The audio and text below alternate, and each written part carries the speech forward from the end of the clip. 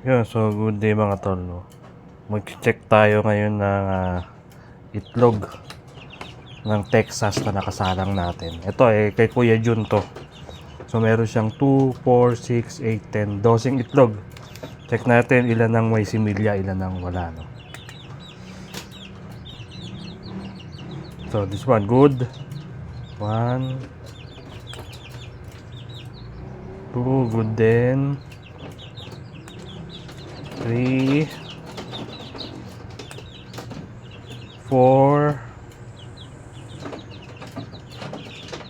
5, 6. Ay, ito sira to.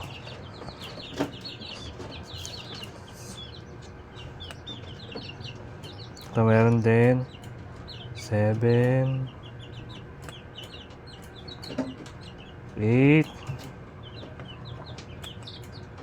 Ito wala. Negative to negative.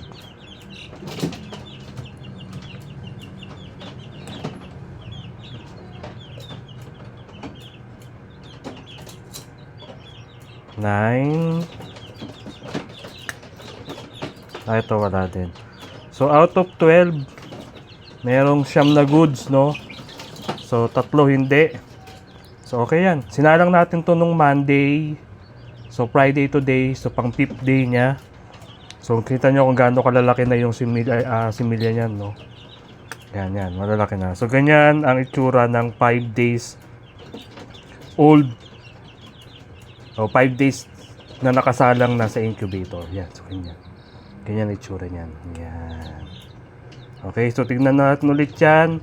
After 5 days kung ano magiging result. Kung magtutuloy-tuloy ba yung mga itlog na yan. Okay.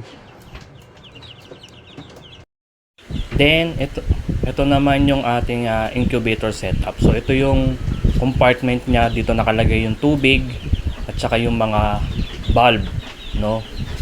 And yung pan na magdi-distribute ng init papunta doon sa ating egg section. So dito naman yung mga egg trays.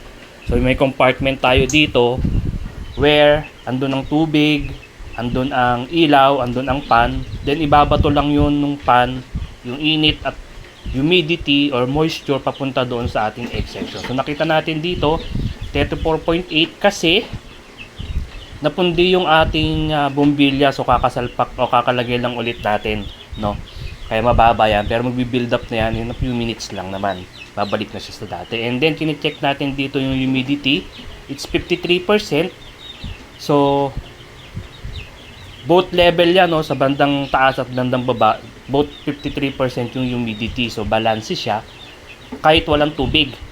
Dahil medyo maulan nga nitong mga panahon na to and nasa loob naman ng bahay yung ating incubator, that's why kahit walang tubig yan, at least ang ratio kasi natin or yung timpla natin ng humidity is around 50 to 65, no? So yun yung ginagamit natin na reading ng ating humidity.